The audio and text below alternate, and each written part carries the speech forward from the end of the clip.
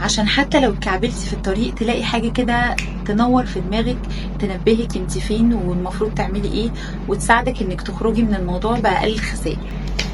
ازيكم؟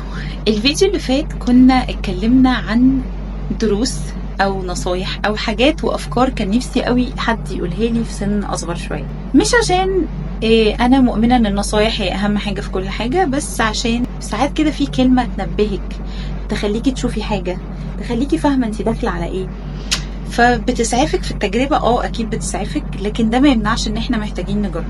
لو اول مره تشوفيني، انا نانسي مراد، لايف كوتش، ومهتمه جدا جدا بالبحث والقرايه عن العلاقات والأنوثة وتنمية الذات. لو شايفة ان المحتوى ده هيفيدك في حياتك، تابعي القناة عشان يجيلك كل الجديد اللي بينزل. لو حابين تحجزوا معايا استشارة اونلاين، ابعتولي رسالة على الرقم اللي ظاهر قدامكم. خلونا نبدأ. رقم 1، هي لما تيجي تختاري جوزك او شريك حياة، خليكي عارفة انه هيكون باكج، يعني عيلته مهمة زي ما هو مهم بالظبط. انتوا هتشوفوا عيلته كتير وهتتقابلوا كتير جدا، وهيكونوا موجودين في حياتكم بأشكال مختلفة، في مناسبات وفي زيارات رايحة جاية، وبعد شوية ان شاء الله لو ربنا أراد وجبتوا أولاد، الأولاد دول هيشوفوهم وهيقعدوا معاهم وهيزوروهم باستمرار. الجواز باكج، ما تختاريش واحد وتقولي لا عيلته مش مهم، لا عيلته مهمة، وهتتعاملوا مع بعض كتير قوي. وخليكي قادرة تميزي بين الحاجات اللي ينفع تقبليها وتعديها، وايه الحاجات اللي عندها لازم تقفي وتقولي لا الموضوع ده مش هينفع.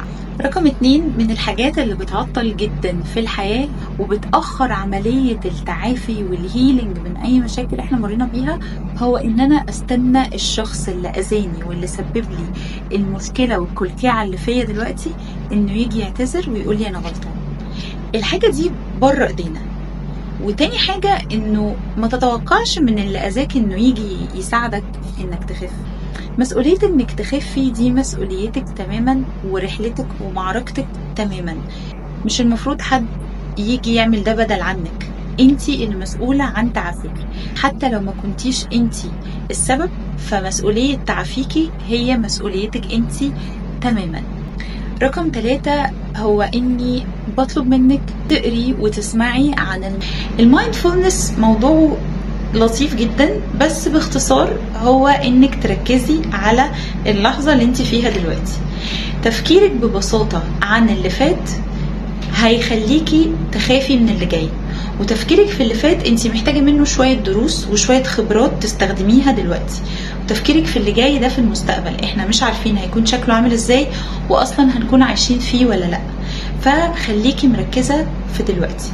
مشاعر القبول والرضا اللي هتحسيها تجاه الحاجات اللي احنا مش بنقدر نغيرها في الدنيا هيوفر عليكي قلق وتوتر وعمر وطاقة كتير قوي هتهدريهم في تفكير وقلق على حاجات انتي مش هتقدري تغيريها. فركزي ان في حاجات كتيرة بس محتاجة منك مشاعر انك تقبليها وترضي بيها. رقم 5، ركزي على الحاجات اللي بتبسطك وكرريها واعمليها ودوري على غيرها جديد.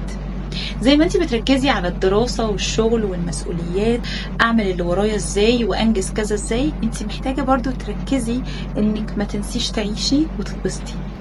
مسؤولية شفائك او انك تخفي او تعملي تعافي لمشاكل الطفولة مش مسؤولية مامتك وباباكي، مسؤوليتك لوحدك، لان هم ربوكي باكتر حاجة كويسة هم فاهمينها واكتر مجهود هم كانوا يقدروا يبذلوه. فمسؤولية انك تخفي من مشاكل الطفولة دلوقتي هي مسؤوليتك لوحدك، ولما تعملي ده هتنقذي نفسك وهتنقذي علاقاتك اللي جاية وحياتك في المستقبل. رقم 7، اقري عن اي حاجة وكل حاجة. اقري باستمرار وشوفي المرحلة اللي انت فيها دلوقتي متطلبة ايه. هل انت مثلا محتاجة دلوقتي بتبدأي في دراستك؟ اقري في مجالات تفهمك عن دراستك. لو انت بتبدأي شغل جديد، اقري عن اي حاجة خاصة بالشغل. لو انت في بداية حياتك وعايزة تنظمي وقتك وعايزة تعلمي ادارة الوقت، انك تشتغلي كويس وتنجزي كويس حتى وانت مضغوطة، اقري عن ادارة الضغوط والاعباء وادارة الوقت. لو انت داخلة على جواز، اقري عن الجواز. لو انت هتجيبي بيبي، اقري عن التربية. اقري كتير، لان القرايه والمعلومات كأن حد بيفتح لك مخه كده وبيديكي تجارب وبيقولك اتفضلي خديها على الجاهز. ده بيفرق معاكي جدا في حياتك وفي جودة حياتك وفي اختياراتك وفي الطريقة اللي انت عايشة بيها. رقم 8، مش لازم ابدا حياتك تبقى سداح مداح وكل حد معدي بيعرف قصة حياتك ومشاكلك وكل حاجة انت عانيتي منها او بتفرحي منها. الاوفر شيرنج حاجة مش صحية خالص، بتحسي ان انت مخترقة من ناس كتير وانت مش عارفة تحددي الناس الكتير دول هل هم فعلا يؤتمنوا على اسرارك وعلى الحاجات اللي بتحكيها لهم ولا لا. شيرنج مع كل حد معدي عن حياتك وعن الحاجات اللي بتفرحك والحاجات الحزينة في حياتك والحاجات اللي الحساسة اللي حصلت في حياتك. الاوفر شيرنج ده مش حاجة صحية خالص. نقي الناس اللي تثقي فيهم وتشاركيهم الحاجات المهمة اللي انت حابة تشاركيهم بيها. خلي دايرة معارفك مش كبيرة قوي، خلي حواليكي عدد من الناس الطيبين اللي بتثقي فيهم وتكوني قادرة تدي وتاخدي بجودة. الصداقة زي ما بتدي بتاخد منك، فانت محتاجة تكوني مركزة مع عدد قليل عشان تتفادي مشاكل وعيوب وهدر طاقة مع ناس انتي مش محتاجاهم. ففكرة ان الانسان يسعى ان يبقى عنده علاقات كتيرة جدا ويبقى العلاقات دي كلهم قريبين منه، دي حاجة مرهقة جدا. اختاري عدد قليل من الناس الطيبين اللي يكونوا حواليكي في الحلو وفي الوحش. رقم 10، خليكي بخيلة بطاقتك ووقتك.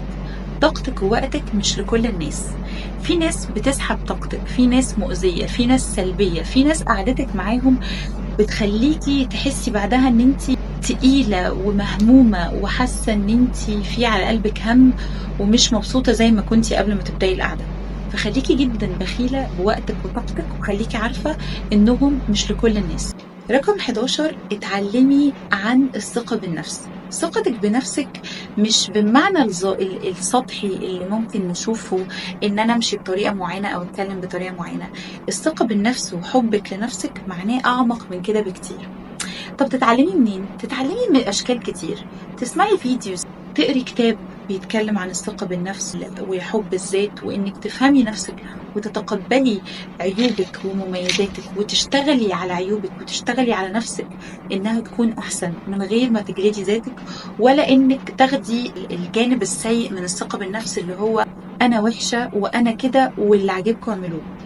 قرايتك او سمعك لحد بيتكلم عن الثقة بالنفس بس in depth هيعلمك انك تتعاملي مع نفسك بشكل مناسب وهتستوعبي نفسك وهتحتوي نفسك، حتى عيوبك هتبدأي تتعاملي معاها بشكل مختلف. لو انتي او ان شاء الله هتكوني في المستقبل وناوية تجيبي اولاد، فارجوكي اهتمي تربي الاولاد دي كويس وتحبيها كويس. مشاكلنا في الطفولة احنا بنعيش بيها وبنعاني منها واحنا كبار، ولو ما عالجناهاش صح ممكن نفضل عايشين طول عمرنا بنعاني منها. فاكتر حاجة عظيمة ممكن تعمليها في حق البشرية انك تطلعي طفل سوي في العالم ده. اخر حاجة هقولها لكم، خليكي طول الوقت بتتعلمي حاجات جديدة. اتعلمي عن العالم، اتعلمي عن الأطفال، عن السفر، عن الطبيعة، عن الزراعة، عن الفاشن، عن الميك اب، عن أي شيء تحبيه. مخك ده كنز، اتعلمي انك تصيني الكنز ده وتهتمي بيه بانك تتعلمي حاجات جديدة عن اي شيء حواليكي او عن اي شيء انت محتاجة تتعلمي عنه. المهم انك keep on learning وتفضلي دايما تتعلمي حاجات جديدة. فيديو النهاردة خلص، لو كنتوا كملتوا الفيديو لحد الاخر فشكرا والله. استنوا الفيديوز اللي جاية، ولو عجبكم الفيديو شاركوه مع اصحابكم وما تنسوش تعملوا لايك. ما تنسوش تشوفوا الجزء الاول من فيديو النهاردة، هحط لكم اللينك في اول كومنت.